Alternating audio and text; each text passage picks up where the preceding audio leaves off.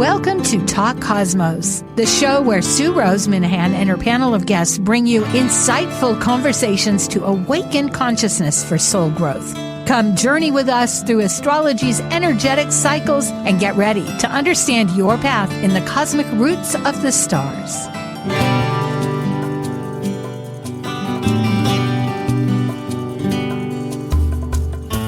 Hello, everybody. I'm Sue Minahan. This is Talk Cosmos, and today is Sunday, well, here where we are, and it is the 28th of September. Our show today is going to be about the whole lunar cycle, starting with the solar eclipse, and we have a lot to say. It'll be lots of fun. It's powerful. Let's get to it. Whoops, I keep banging my thing. Bang, bang, bang. I don't know if you can hear that. Okay, we are ready for Kaleidoscope Visions. Understanding the cosmic energies influencing our consciousness by the 4 major moon phases for the month, this is your Kaleidoscope Visions panel. I'm Sue Rose Minahan, founder of Talk Cosmos since 2018. I'm an evolutionary astrologer, consultant, speaker, writer, vibrational astrology student, Dwarf Planet University graduate, Kepler Astrology Toastmasters Club charter member. I have a fine arts music degree plus a certificate in jazz. I'm an artist, musician, and certified color energy life coach. Especially, I love mythology and esoteric philosophies. I'm Amanda Pierce. I'm a soul-centered astrologer, blending intuition into my practice. I believe the universe is always working for our highest good and seek to empower my clients in our readings. I teach a 4-week series of empowerment-based meditation classes that connect you deeper into your own intuition and innate power. I work in communications with a passion for employee experience. I also have a BA in psychology. I'm passionate about healing and enjoy helping others create new realities and shift old paradigms. And I'm John Chinworth, a Seattle astrologer with more than 25 years' experience. I use a blend of evolutionary, traditional, and archetypal techniques and constantly attend workshops and lectures to further hone my skills. I hold an MFA in poetics, an MA in teaching, and an astrological diploma. I've lectured at NORWAC and served on the WSAA board. I have worked in general and special education classrooms, both as a teacher and mentor. I also enjoy reading, penning poems, riding a bike, and going on road trips around the great state of Washington. And like the Sufi poet Rumi says, you are the entire ocean in a drop. Well, hello, and I have the ocean here, so that was intuitive, I guess. Hello. Good to see you both. Good to see you guys. Looks like you're really on the beach, Sue. Yeah, I wish. And I put my green thingy behind me because I was wiggling, and yeah, it's working. Well, You're riding that Neptune energy. Yes. Well, we are. It is really hanging in there at 29 degrees. I think I was noticing that because we just had a 29 degree solar eclipse, which is about starting our phases off. And of course, they're opposite. Yes, the energy's strong. Well, it's good to see you both, Amanda and John. Yeah. 8 phases, 4 primary, 4 not primary. And we cover the new moon, each quarter, and the full moon. And you can see in these diagrams on the right-hand side, the waning and waxing. Waning is after the full moon, the light is retreating. And when it's waxing, it's like a candle. It's getting broader. Shall I lead on? Yes. Yes, I like that. I've never heard that candle analogy. Well, I keep thinking of a candle with wax. I used to save all the wax and make new candles, you know. Yeah, the things you pass up in life, I don't do it anymore. 4 primary phases. So the solar eclipse, aftermath, new times. Really, it's cuts the lights go out, and it can reset it. Activated my chart. I don't know about yours. I think it probably did. So that was a week ago on September 21st at 5 degrees Virgo. And in a few days, we'll get that first quarter. We're right in between. Of course, we're still in that season of the eclipse. And it'll be in Capricorn early Capricorn, 7 degrees in 5 minutes. And then the full moon is at Aries. So it moves from mutable to cardinal. I mean, it's interesting that we've got a new moon, solar eclipse new moon in Virgo at the last degree, 29 degrees Virgo. And then all of the other phases are cardinal initiating energy. So we're closing something out and yet starting something new because it is a solar eclipse new moon. So we'll talk more about that as we go. Yes, indeed. And I'm glad you brought that up, Amanda, because last month was the 0 degrees new moon in Virgo. So this is quite we're all mentioning it, but how do we experience it? Which, of course, we're going to talk about. But still, I think it's the process that we're involved in. And as you said, endings and beginnings, particularly too, because for 6 months, I've been noticing, which other astrologers might realize, but the moon stays at 1 degree and it's going to go to 28 degrees starting next month for 6 months from after the eclipse. It works like that for 6 months. It's just incredible cycles, Okay, so yes, it'll be in Aries at full moon. Mars will be activating it. And then the last third quarter on October 13th is in its own sign of Cancer. Out of bound planets, about the same as last time. The moon bouncing back and forth. It's actually between the first and third quarter. Hygeia, which is an asteroid of toxicity or healthiness. Yeah, John, you had a thought? No. Oh, well, Hygeia, I love her. She's a really important goddess to the Greeks because she was the one who maintains health. So they thought she was very important in their culture. What a great attitude, maintaining health. Exactly. Of course, people did die early, thousands of years ago, so I guess health was... Sure. And it also extends into environment and the home and not just like the physical care of the self. And just given how interesting our times are right now, Hygeia seems incredibly important. Just maintaining our health. That could be physical health, emotional health, mental health. There's so much to it. There's so much. It's in the news all the time. Yes, go there's ahead, so much John. talk about the healthcare system in our country needs to be looked at, what's okay and what's not okay. Who's on this board? Who's on that board?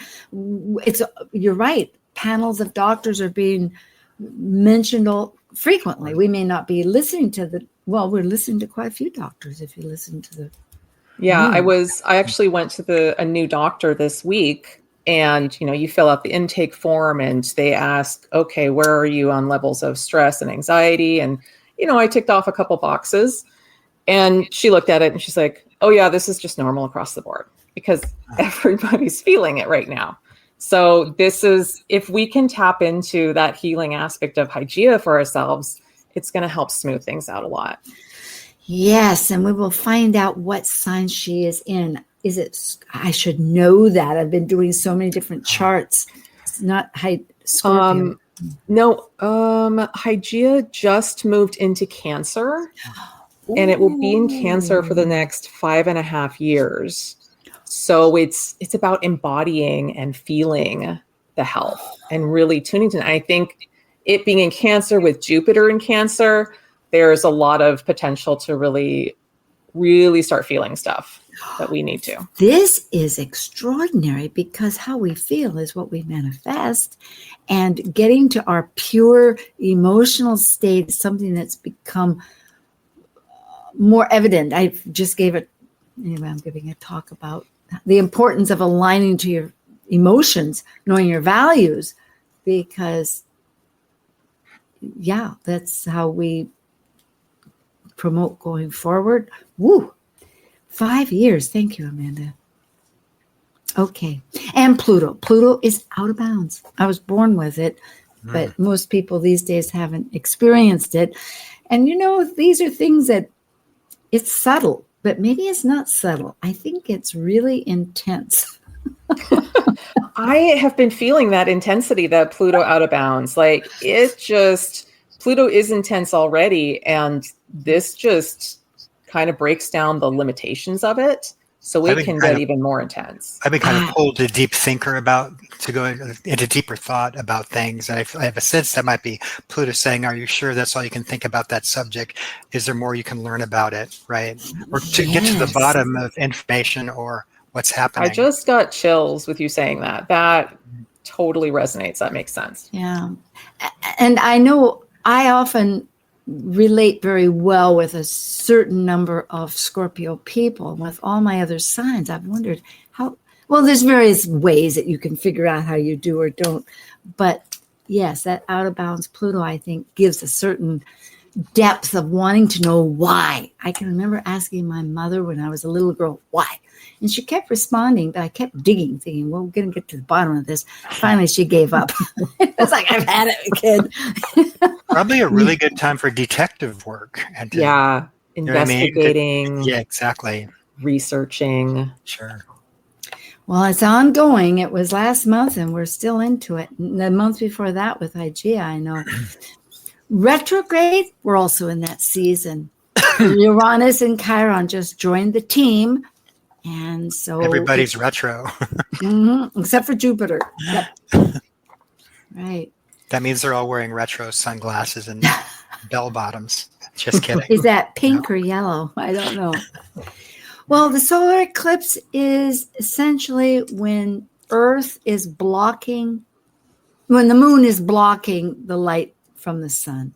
And this is a partial eclipse. It started down at the ocean, down at the South Pole. It was only 7 of 71. I keep repeating this. And it started in 1917. Yeah. So it has a long ways to go. We're early with this particular one.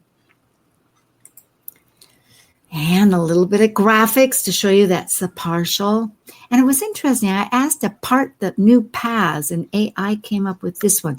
I kind of kept modifying it so we could get some wheat in there because they had other things. But it is very, because the lunar eclipse was in Pisces. So it is, I was thinking of a forest path, but this is really water. Okay. Here we are. And the first chart is always all the aspects and just some information, the date, the time, a little bit about what the solar eclipse would be. You can read that. We do it every month. And the dispositors. Yes, Amanda? Well, yeah. So solar eclipses, they are about breaking or shifting patterns and shifting into something new. And I would say, here's something that you've been dreaming of. They can be karmic turning points where choice meets destiny. So if you've been off track a little bit with what your destiny line is, this is a course correction. Or if you're on the right track, it can be an amplifier. Mm-hmm. So it's going to move things forward in the right direction for us. Either way. I'm keeping those notes. That's good to reference, I love it. A karmic turning point. It phrases it perfectly because it's a path. And we have, okay, let's lead on. Here we have what the moon and sun are involved with, but they're actually involved. They have quite a few aspects, but they're involved in bigger patterns. And I listed them here. We'll mention them. And it's really what I noticed. First of all, the eclipse is totally in connection with all parts of the chart. I mean, they're rays going in all directions, right? Good point. It is. And equally balanced between easy aspects to Pluto and to Uranus, and the difficult aspects, Saturn, Neptune, and looks like Hygeia. That's a very good point, because unlike later, I don't remember right now if it's the third quarter or the full moon, there's really no aspects. It's just very limited. So this is turning the cycle. I like this 29-degree Virgo moon and sun for kind of creating space for a new order to come in. So this 29 degrees, it's the end of this Virgo cycle, and Virgo is all about cleaning and refining. And so this is like, for the next 6 months, we're going to be kind of cleaning up this space for ourselves to usher in this brand new energy that we're experiencing in 2025. But, you know, with these planetary shifts that are going into new signs, but they are like retrograding back into their previous signs. And it'll be next year when it's fully in that new energy. That gives a little reprieve, because you can feel pressured thinking, oh, when do I get it done? It's a process. There's time, and also the universe it's working on our behalf to like bring the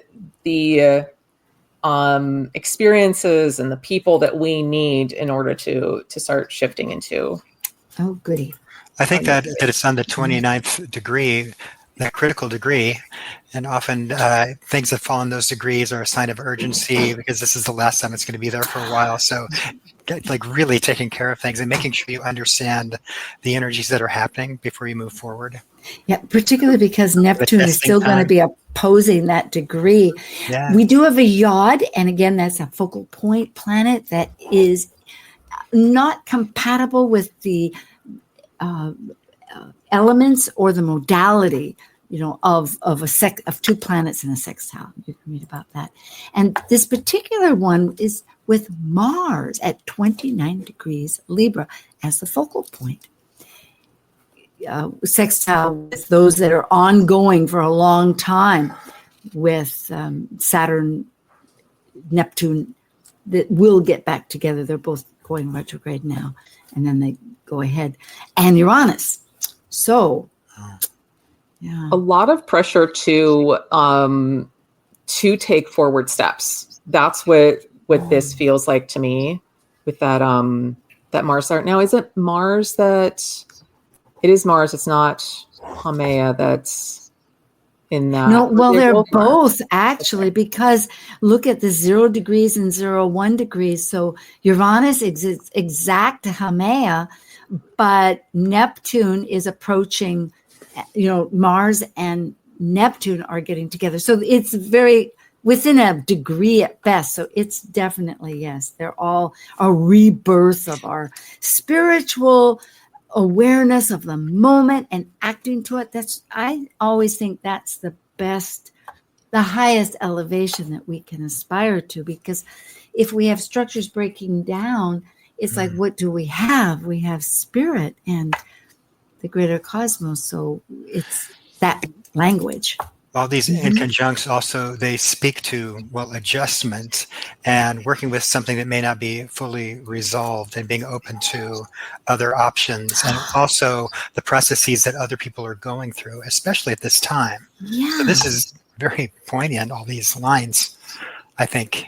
It is. And that's a very excellent always to, instead of expecting something, let it occur. There's a lot of action here. Venus is activated with Uranus at the moment.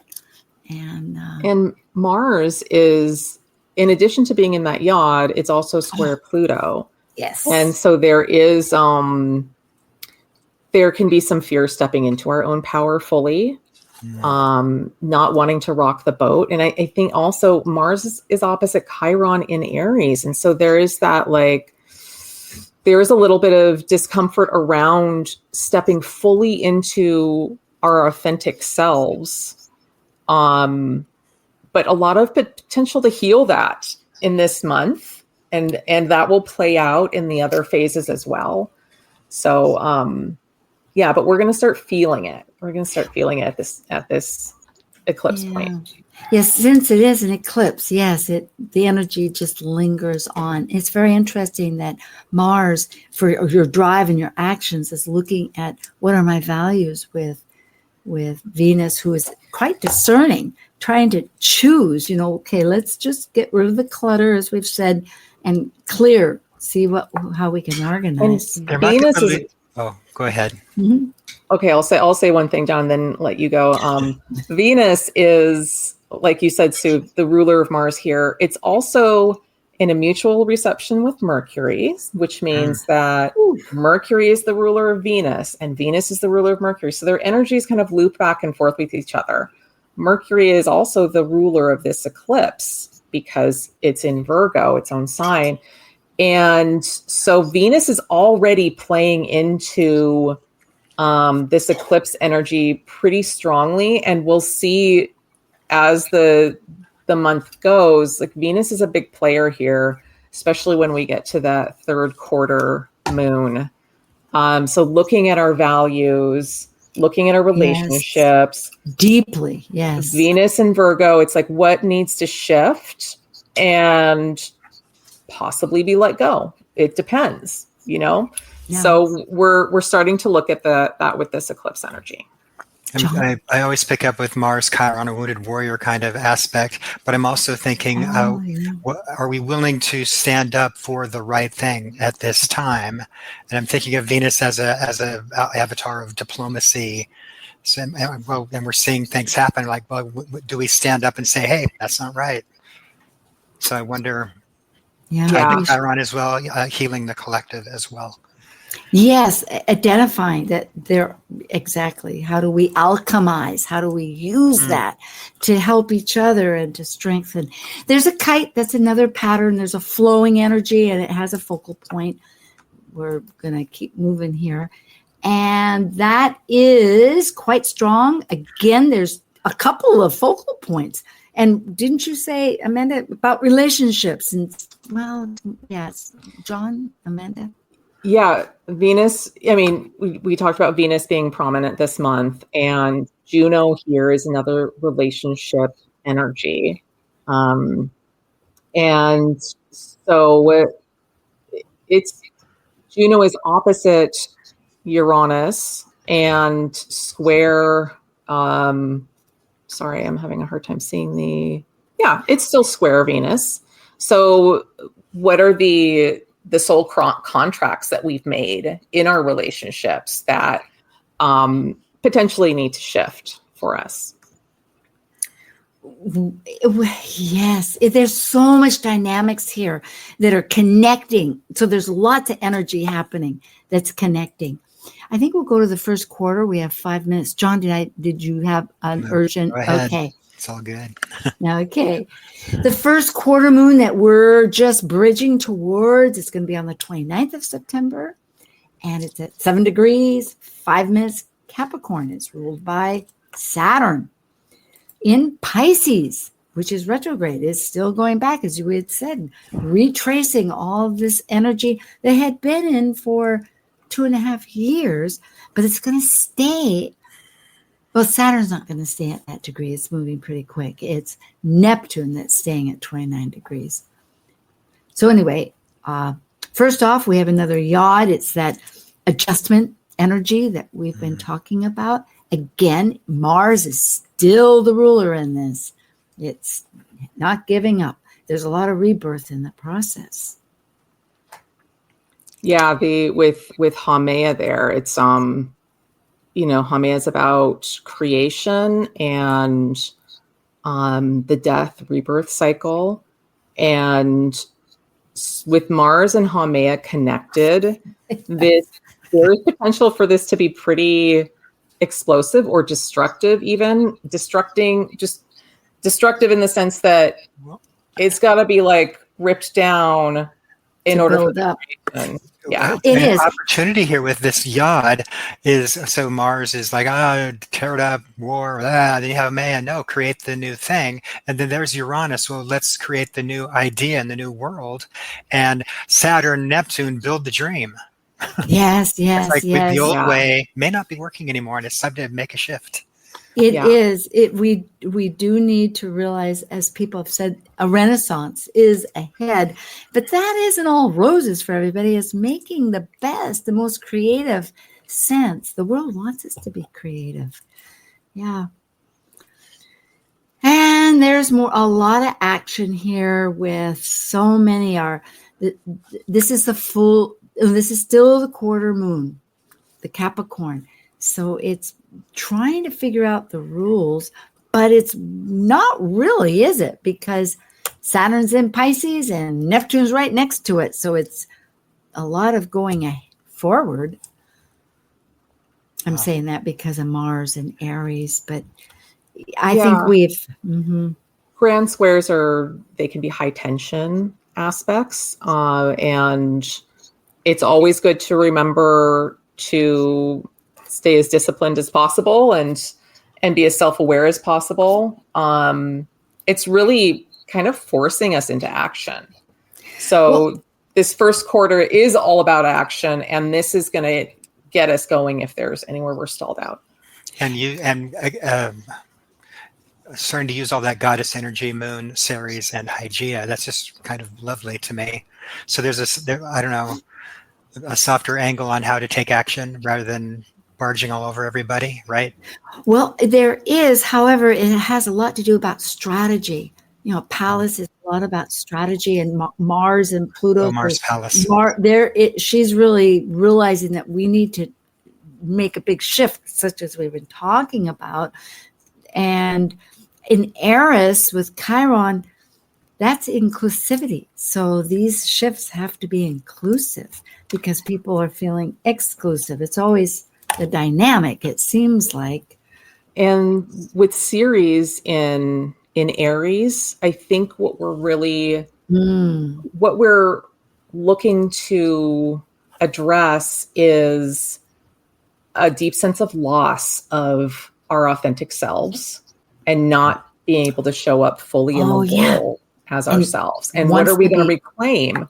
We want to reclaim it. It's retrograde as well. And so this is part of this eclipse process that we're going through, so that when we head into 2026 with the Neptune, Saturn fully in Aries, we're going to be ready to start that work. Yes, and they start to move there in January, and it'll be February 20th, I think, when they're conjunct, which is really a momentous event. Here we end the first quarter very similar to what the eclipse was, but they're separating a little bit. But it still has so many moving energies that are connecting and trying to go forward, and very beneficial in some ways. These are all the helpers. Mm-hmm. And there's a nice, lovely mystic rectangle in the center, which I call a cosmic brick. What do you want to build? Well, action galore. We're just coming up to this energy, but the eclipse season's hanging for quite a while. I have Amanda Pierce and John Chinworth. This is Kaleidoscope Visions, Talk Cosmos, because our monthly scan of the lunar cycle, which is so dynamic. We'll be right back. Thank you. While we take a break from this week's edition of Talk Cosmos, let's take a look at this cycle's archetype. We are currently in the Yang period of Libra, ruled dually by Venus. By leaving the lower hemisphere of the self, the energy of Libra enters the arena where the completed self meets the other than self to form a relationship based on partnership. As a cardinal air sign on the descendant angle, represented by the equinox of equal light, Libra's energy learns through comparison and relationships, with the intention to integrate duality and polarities. Talk Cosmos brings insightful conversations to awaken consciousness for the soul growth with hour-long programs. Talk Cosmos weekly programs are also available to watch live on the Talk Cosmos YouTube channel and Facebook page. While you're there, make sure you click the like and subscribe buttons so you get the full Talk Cosmos experience. Or if you'd rather listen to the show archives with audio only, the entire podcast collection since 2018 is available on most podcast carriers. And to find out about upcoming programs, sign up for the newsletter at talkcosmos.com. So grab your coffee, tea, or kombucha and enjoy the show. This is Martha Norwalk. Every Sunday morning, beginning at 9 a.m., thanks in part to NewProSupplements.com, we cover the world of animals. This week, October 5th, it's Shelter Rescue Sanctuary and anything that helps our animal friends Sunday. We'll check in with Now.Cat Rescue, Help Animals India, and Animals24-7.org with Merritt and Beth Clifton. Plus, we'll find out about all the great classes and events coming up at the Ananda Institute of Living Yoga. Martha Norwalk's Animal World, Sunday morning, 9 a.m. to noon, right here on Alternative Talk, AM 1150. Talk radio that will get you thinking. Alternative Talk 1150. Yes, indeed. Well, here we have Amanda Pierce at amandamoonastrology@gmail.com and John Chinworth, skypathastro.com and or archerstars@gmail.com. Myself, Sue Minahan, Talk Cosmos. Amazingly, the programs have really focused on the eclipse, which isn't amazing, but they're quite different, each one. We have so you can check these out. And next week is going to be one about the degrees that are coming up, 28, 29. And the equinox, that was a great one about the new vibrations, which is vibrational astrology, and has a whole message for the season, just like this eclipse is too. It's powerful. I'm involved with Wine Country Speakers. We're located partly out of Santa Rosa, California, but there's Canadians and I'm in Hawaii. And we have a free webinar on October 4th. Sign up. It's 2.5 hours. It's free. Speak up, stand out, elevate your influence. I'm talking about the emotional compass so you can shine your light. They're just short little 7 talks, about 10 minutes. And be glad to have you join. Let's talk about the full moon in Aries. That always, the starting point somewhere. I mean, particularly because it's Nizama and Tisha is just, it's coming from Aries and it's in Virgo, it's in Aries. Lots of Aries energy. So Yes. five planets up there. Let's take some action, maybe. Yes, and right in the middle, too. Mars 14 ruling all those degrees. planets, so Mars is kind of having some power there. Yeah, and it's a full moon, which means it's the peak of emotions in Aries. Could be fiery. Could be a spicy moon for people. I like that, spicy. The How full bad, moon is no. the full moon is that moment where that's the greatest that the moon will be, because after that point, of course, it'll start to diminish. So, at the full moon, I think it's a good thing to say, "Hey, look at what we have created." So maybe bring a little bit of gratitude in with the moon, with the full moon. Right? I like that. And there's also this the moon in Aries. The moon is what we crave. And so craving our individual selves, like who we are as an individual outside of the family sphere, what society thinks we should be, who are we as an individual? And so that's coming forward to be really visible and felt for us. It's kind of a conundrum, I think, in a sense, listening and realizing too, because I do some studying vibrational astrology, and the moon is the past. It's the light that reflects from the past, meaning it's our memories, it's all of that. And since it's in Aries going forward, as we've been talking about it, again, it's this, we're ready, we're wanting to go forward. And in some ways we are, but it's still taking time, that it's not a full package yet, I think. Ceres is also right there with the moon, and as Amanda said, there's loss. So this full moon is carrying loss with it. So maybe going into just looking at the losses and accepting it on a personal basis. I'm not saying collectively, because there's a lot of collective sorrow and loss that we can't just easily always with Ceres. about. We always talk about how it's the loss because of the whole myth of Persephone, but she regreens the earth. Yes, She grows the new world. So she's great in that regard. she does. And on a sustaining level, too. She Yes. teaches how Ecology. agriculture. She is the ecology planet. I love that all of this Aries energy is ruled by that Mars and Scorpio. It's such a strong placement for Mars, and really gives us that access to dive deep into our shadow work and like confront some stuff if we've got it there. I mean, we all got our shadow. And so this really helps us do that. And you can see that Mars is square to Pallas.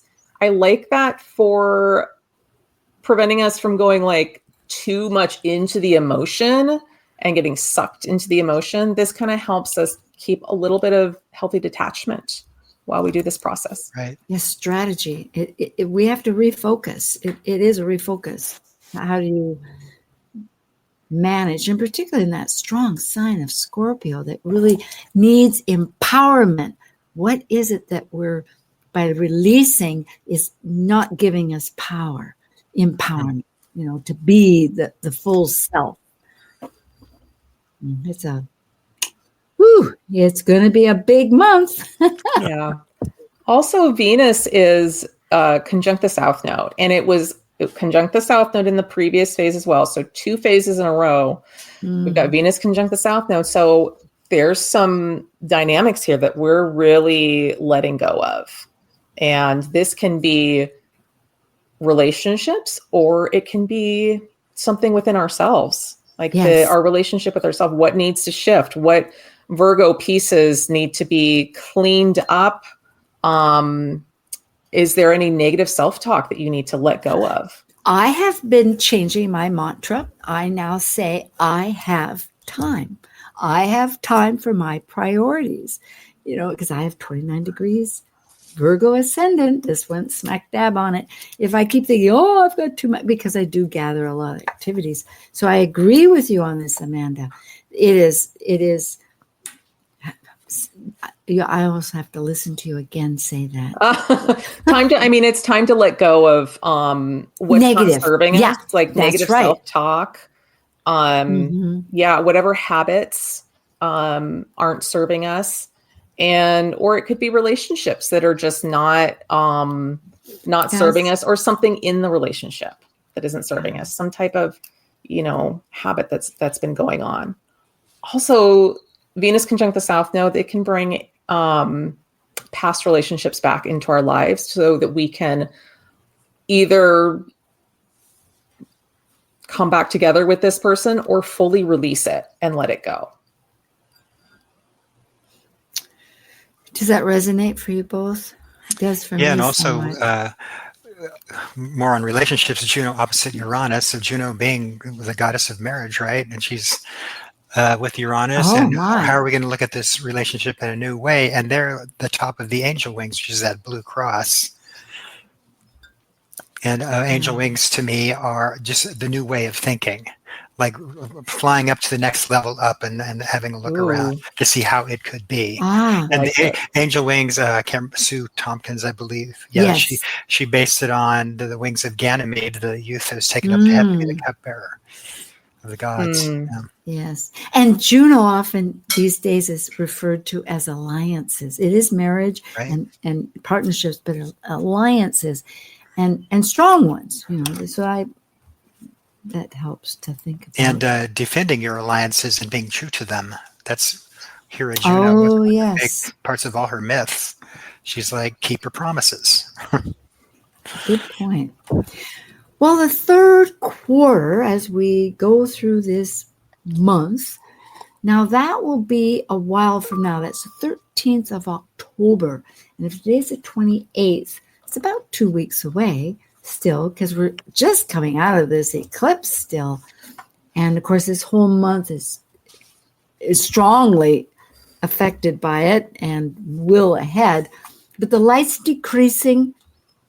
It's going to be in its own sign, the domicile as it's called, Cancer dispositor. So the moon is talking to itself.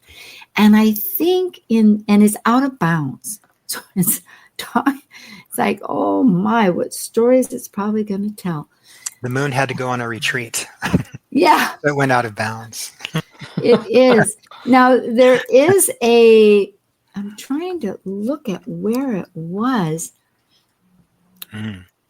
Yeah, let's see. There's still a lot of flowing energy, but is it with the moon is quite involved here.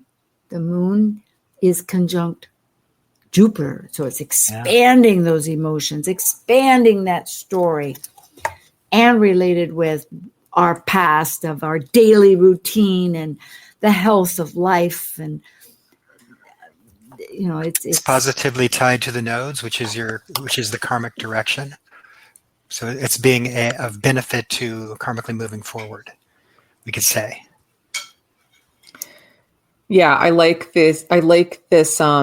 This moon phase because of that conjunction of Jupiter.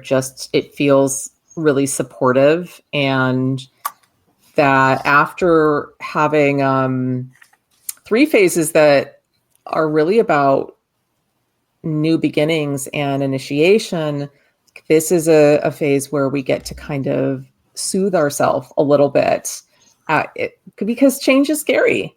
And so, taking care of yourself and being really gentle with yourself and giving yourself time to process any of these changes.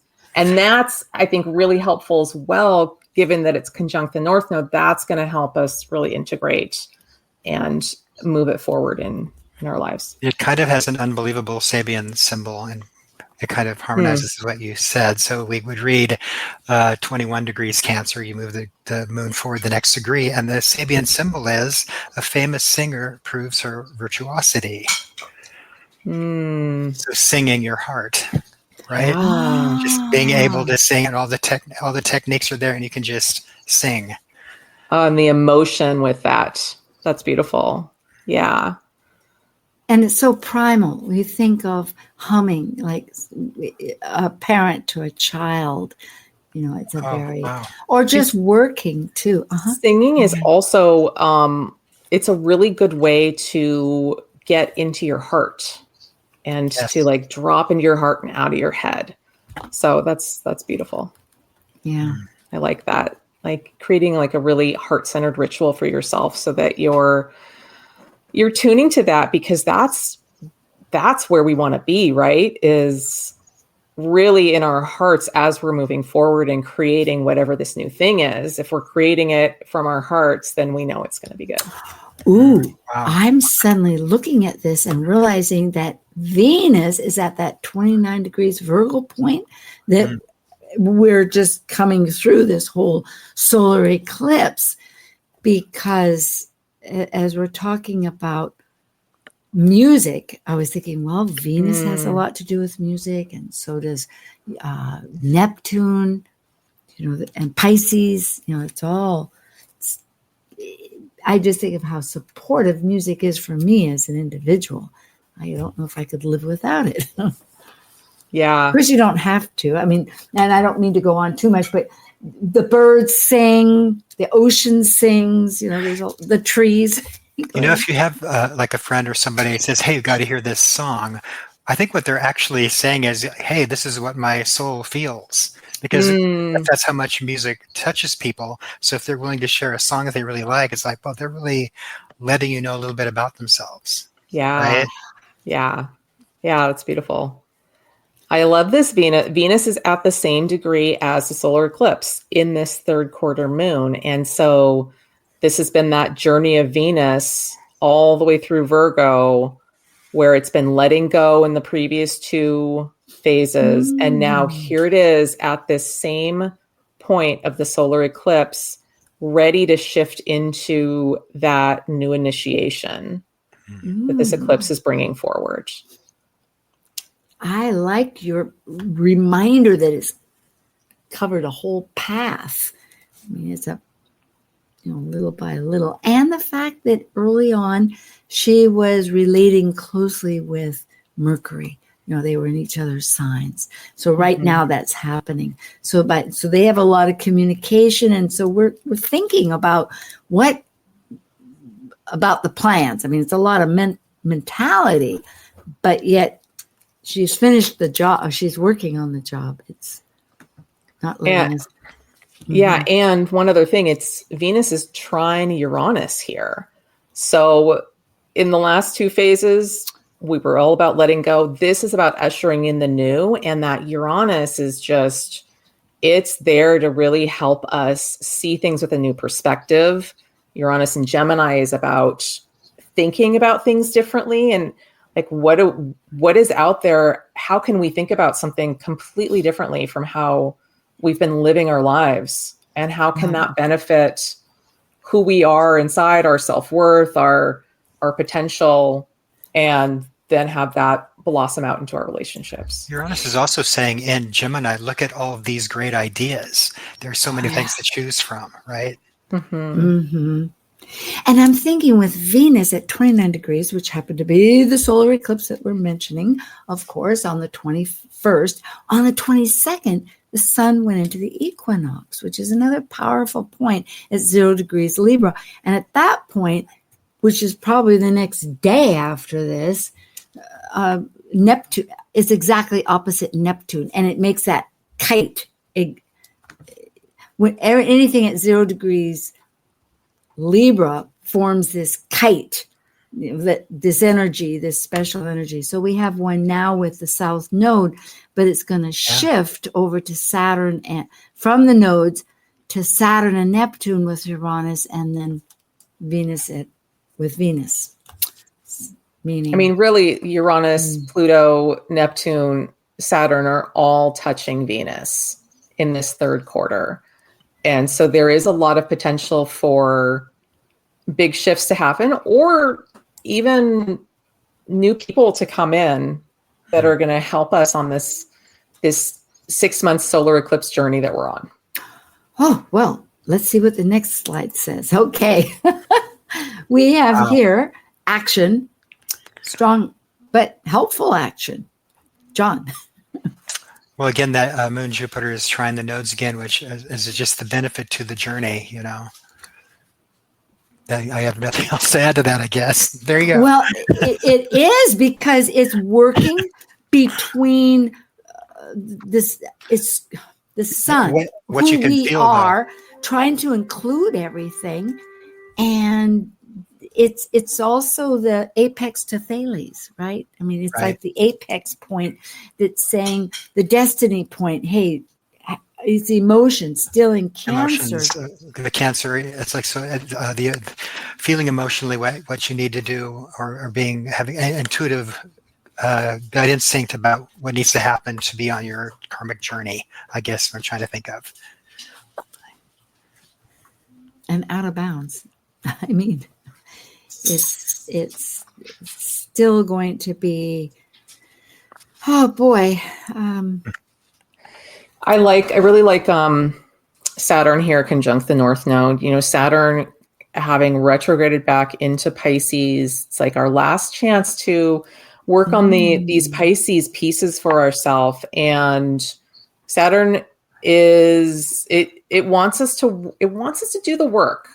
And so when we've got it in Pisces, there can be ambiguity that we have to deal with. And so it's learning how to deal with the ambiguity and the confusion and maybe the fogginess, and just doing it with the most maturity and boundaries, like good boundaries for ourselves. And so here, conjunct the North Node. Well, it's almost conjunct the North Node. It's getting there. Oh, it's okay. It's what? It's 9 degrees ish. Yep, and that's easy. Yeah, it is conjunct. I think of the North Node as also being kind of hard to hear against the South Node's scream of "do it this way." You're used to doing it this way, and the North Node's like whispering, "Try this." And if it's in Pisces, it might be even a little bit harder to hear, to get that antenna. So, or maybe Saturn is saying, "Really try to tune into that antenna." Yeah. Right. Yeah. Yeah, because the moon and Jupiter, going back to that, which is with our relationships as far as the nation goes, which in our own charts, it would be wherever we have Cancer. But it wants to make new stories. You know, it's Cancer. That's one of the beautiful things about the moon and Cancer, it takes our emotions and it makes a story. But if we have different information or different priorities or whatever it might be, new events or new information we've discovered, but here it's highly motivated. It's trying to make a big belief system out of its emotions. And that's really supportive to mastery of this Saturn cycle for us. It's really because it's got that trine, right? It's so there's this piece about feeling into our emotions, and how is that helping us to tune to our sensitivity with more ease and greater understanding that Saturn is trying to teach us. Gee whiz. Well, I think we can chat here. We have, what do you think, an overall, which we've been doing, but my goodness, she is the goddess with the wheat, which we were talking about Ceres, but Virgo is very much the Eleusinian mysteries, the rebirth of the early goddess of the whole mythology. I often think Aries, of course, begins the zodiac, but Kabbalah and beliefs think of Libra, because that's when we enter our partnerships and we come in relationship. So here we're having that. Mm-hmm. Virgo is said to be the goddess of Straya, who's, I think, a goddess of justice from the Greeks. So there's an element of justice tied into Virgo. What is the right thing to do? Ask Virgo all the time. Yes. The blind justice. That's supposed to be blind so that you're not favoring somebody or something. And it's next door to Libra, which is the scales of justice. You're in that time of the year where all that comes up. It's really interesting. Yeah, those scales. Equal day and night. It's the equal day and night. It's the fall. Yes, at equilibrium where the whole world is at a balancing point. Libra, of course, used to be the claws of the scorpion mythology, and then they shifted it over to Libra, which is the only the scales is not human. It's not an animal. It's just scales. It was an animal. It used to be the claws of the scorpion, and they. Oh, that's right. They took them that's opposite. It'll be its own sign. Yeah. Yeah, Poor that's Scorpio right. doesn't really have claws. Well, stinger. That's true. Forgot about that. Yeah, that's a stinger. It's like it has to be protective of somehow. It's like, sure. Well, all these elements, whether one rises to some occasion, and that's really what we're being asked to do, is to look bigger and broader. And what were we saying earlier about looking at other viewpoints? Sure. I think, yeah. And having an open heart about it. Mm-hmm. Because if we're allowing all of the expression to happen, well, they're expressing, and we're going to respect that and let them speak and hear how they're feeling. Right? Yeah. It's a big month. It's an eclipse month, which is always big, but there's this sense of prepping for the new world order that we're going to be moving into, and a feeling of like, okay, we're starting the process of really cleaning out the rest of the junk, and then stepping into to claim more authenticity for ourselves. I like the idea, the sound of, instead of New World Order, maybe New World Design. Ooh, yeah. Well, yes. And where is our place? And you can't foresee that. It's really a creative energy, step by step. It's like even our panel here has slightly evolved. We're talking more in conversation, where it's the whole focus. Sometimes it's a little foggy, but I guess if we feel right about it, it's that feeling. I think that's where that Cancer moon comes in. How do you feel about things? That Cancer moon and that Jupiter in Cancer that we're in benevolent the whole year. Mm-hmm. Well, Thank you, Nate. Thank you, Amanda Pierce and John Chinworth. Such a treat. Thank you. Yeah. Thank you. Good to be here for another month. Excited to see how this all plays out. I know. And we will return, but folks, may your strength find you choosing what feels good for you throughout this month. And we'll work with our Virgo solar eclipse as an aftermath into the Renaissance ahead.